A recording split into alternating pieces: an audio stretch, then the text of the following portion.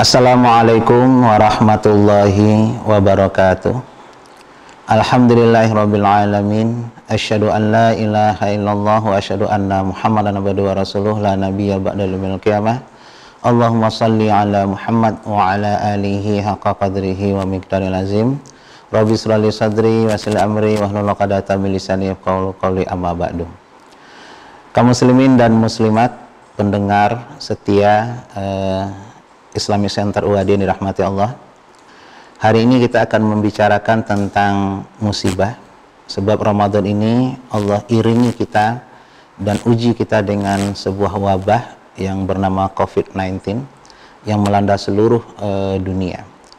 Bagaimana kita menyikapi musibah ini yang hampir melumpuhkan seluruh sendi kehidupan kita, termasuk juga pendidikan, ibadah yang di masjid selama yang kita lakukan.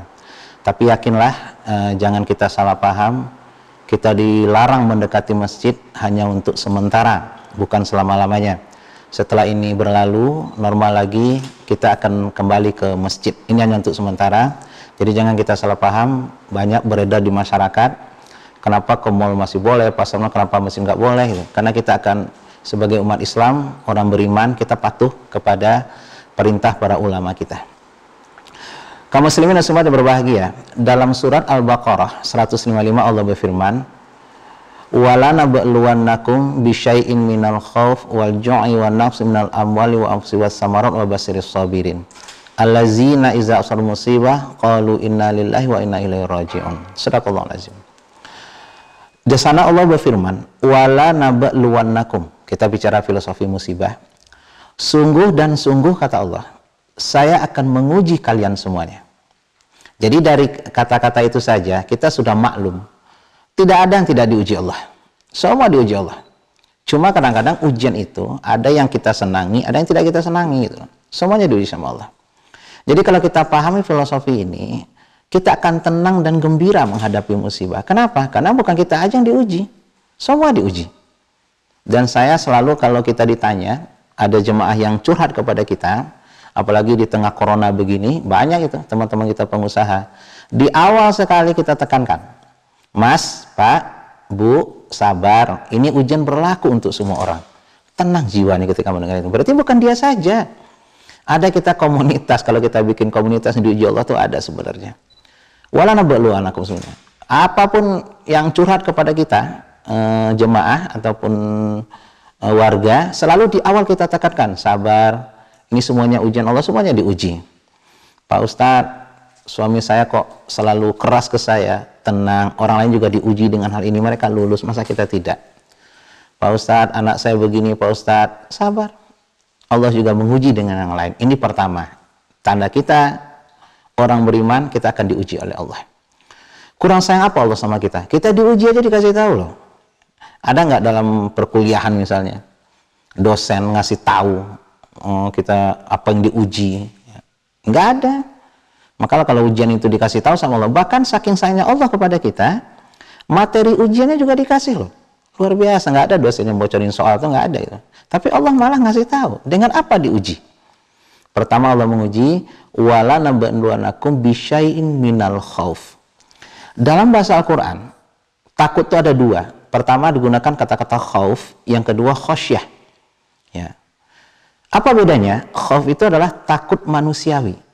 Ya, jangan juga kita salah paham terhadap corona ini, takut hanya sama Allah. Tidak, ada takut yang tabi'i, khauful tabi'i, yang dimiliki manusia. Kita takut misalnya dengan singa, gitu. Takut dengan harimau, ular, segala macam. Wah, ente nggak beriman. Nah, salah, itu khauf tabi'i yang diciptakan Allah.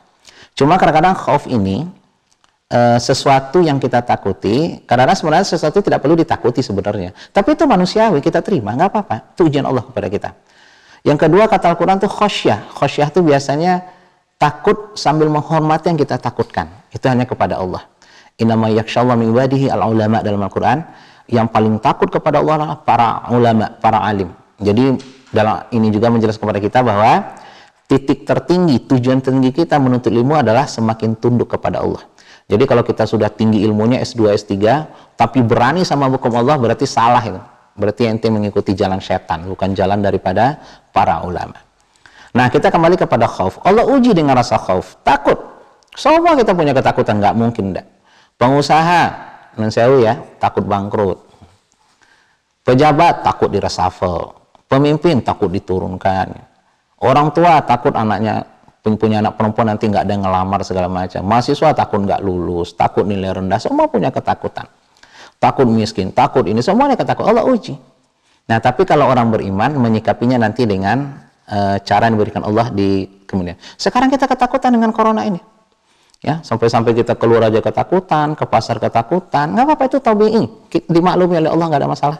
Ya, malah kita ikuti perintah ulama untuk menghindari hal-hal supaya ini terputus rantai penyebaran COVID. Sebab ini virus yang hanya berkembang dengan antara manusia kalau dia mempunyai kontak secara physically. Nah, ini rasa takut nggak apa-apa, Allah uji kita. Nah, jadi semua negara sekarang ketakutan luar biasa. Nah, supaya tahu, sadar bahwa kita tuh manusia, yang tidak punya rasa takut itu adalah Allah, karena Allah memiliki segala-galanya. Berarti kita ini masih makhluk Allah lah. Yang kedua, Allah uji ini dengan corona ya.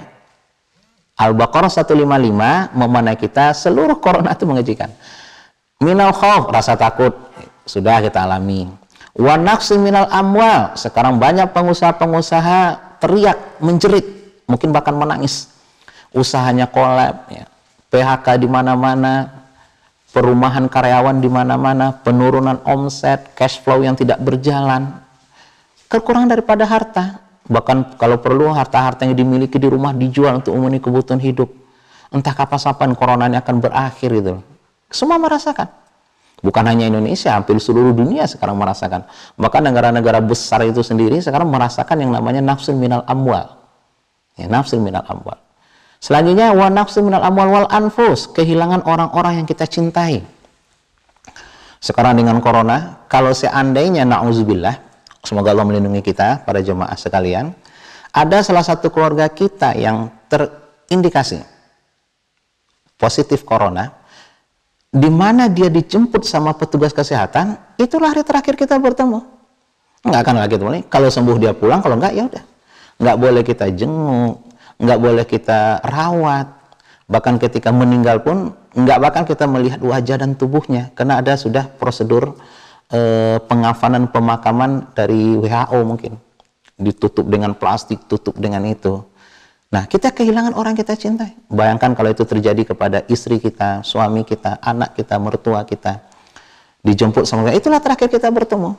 Bayangkan, kita akan kehilangan orang meninggal. Saya berpikir corona ini bagian daripada Allah untuk menyadarkan negara-negara yang selama ini suka menjajah bangsa lain, suka menyiksa bangsa lain. Ya. Di Amerika sekarang yang paling tertinggi, Spanyol, Prancis, bahkan negara-negara besar seperti Cina. Kalian yang biasa menjajah negara-negara lain, kalian yang biasa menghadirkan ketakutan kepada negara lain, kalian biasa yang menghadirkan kelaparan di negara lain, sekarang dirasakan. Corona mengajarkan kalian seperti itu. Mudah-mudahan setelah ini berlalu, berhentilah untuk melakukan kekejaman. Sebagaimana dulu Tiongkok, Uighur dikurung negaranya, diisolasi. Sekarang kalian juga merasakan dengan corona ini. Bagaimana negara-negara Palestina, mereka susah untuk makan, diblokade segala macam. Sekarang kalian juga merasakan dengan corona. Coba, nasrul minallah, ini pertolongan mungkin, doa daripada orang-orang muslim sedunia untuk memberikan pelajaran kepada orang-orang negara-negara yang biasa menjajah, yang biasa menekan negara lain. Sekarang Allah balik, semuanya merasakan. Ketakutan kalian rasakan, kelaparan kalian rasakan, takut mati sekarang kalian rasakan, nggak bisa kemana-mana sekarang kalian rasakan, diblokade seluruhnya. Nah, mudah-mudahan kalau ini saja kalian tidak sadar, dengan cara apa lagi Allah akan menyadarkan kalian. Ancamkan kematian, ekonomi segala macam. Lihat negara-negara yang pernah dijajah oleh bangsa-bangsa besar itu, ekonominya terpuruk, nggak punya rumah, diusir. Sekarang coba lihat, sama kalian rasakan. Ini cara Allah menyadarkan kita dari kesombongan. Nggak ada lagi kita sombongkan di dunia. Ya, nggak ada lagi yang kita banggakan dengan kekuatan. Apa yang mau dilawan? Kalian mengaku kami negara besar, kami militer terkuat di dunia, alutsista kami canggih, rudal entah berapa jumlahnya. Apa yang mau kalian tembak? Nggak kelihatan itu. Ya. Yang namanya sebesar nano itu, yang namanya corona itu sebesar nano, kecil doang. Apa yang kalian tembak? Nah, berperang dengan sesuatu nggak kelihatan. Coba bayangkan Allah, luar biasanya Allah memberikan kita ujian ini untuk memberikan kita kesempatan agar kita merenung. Nah, wa nasil amsil wal fasi was samarat juga gizi. Sekarang kalian kesulitan memenuhi gizi tubuh segala macam. Belum ketemu lagi vaksin untuk corona, ketakutan kita semua. Tapi Allah memberikan cara menyikapinya, wabasiris sabirin. Beri kabar bagi orang yang sabar. Siapa mereka? Allazina iza asaba musibah, ketika kita mengalami corona ini, orang sabar adalah mengatakan innalillah. Ini semuanya dari Allah untuk kita, untuk menyadarkan kita. Sekarang harta banyak nggak ada gunanya. Mobil jejer, mobil Eropa nggak bisa jalan. Apa gunanya? Ya. Bahkan dengan itu kita bisa sekarang berkeluarga segala macam, berdialog, berdidikan. Kita disadarkan menjadi guru tuh nggak gampang loh. Setelah corona ini saya tidak ingin ada orang tua yang memarahi gurunya karena menghukum anaknya. Sekarang ente rasakan gampang nggak mendidik anak di rumah. Hormati guru, hormati petugas kesehatan. Mereka bertaruhnya, saya nggak mau lagi terjadi kasus seperti dulu. Ada seorang gubernur sampai memukul meja jam 1 malam ketika perawatnya ketiduran di meja. Mereka tuh mencuri-curi tidur loh, bukan tidur. Mereka kerja 36 jam. Dengan corona ini kita tahu bagaimana mereka bertaruh nyawa, waktu, keluarga ditinggalkan. Hormati mereka setelah corona. Nggak ada lagi orang tua marah kepada guru ketika anaknya dihukum. Karena kalian tahu perang susahnya jadi guru itu. Mengajarkan anak di rumah itu sekarang kalian rasakan, kata Allah. Makanya itulah pelajaran diambil dari corona. Wabasiris sabirin, semuanya dari Allah untuk menita. Kalau dengan corona ini saja kita tidak sadar, dengan apa lagi Allah akan menyadarkan kita. Innalillah wa inna ilaihi raji'un, semuanya nanti kembali kepada Allah. Kalaupun ini akhir kehidupan, sebab banyak teman-teman mengatakan ini kiamat kecil, menjelang kiamat besar nanti, ya mudah-mudahan kita menutup hidup ini dengan husnul khotimah. Marilah kita ambil hikmah. Gembiralah kita dengan ini, belajar dari apa ini, semuanya dari Allah, semuanya diuji kepada Allah. Kita harus lulus, orang lain lulus dengan ujian ini, kita juga harus lulus dengan ujian ini, dengan memperbanyak ibadah kita kepada Allah, meningkatkan iman kita, semuanya Allah memberikan ini. Dan dengan inilah kita kembali kepada Allah, kembali kepada agama, toharoh ya. Bagaimana corona ini mengajar kita, karena Islam itu agama yang sangat-sangat toharoh, kita diajarkan bersuci, cuci tangan, sudah dari dulu. Menjaga jarak sudah dari dulu, yang bukan muhrim segala macam.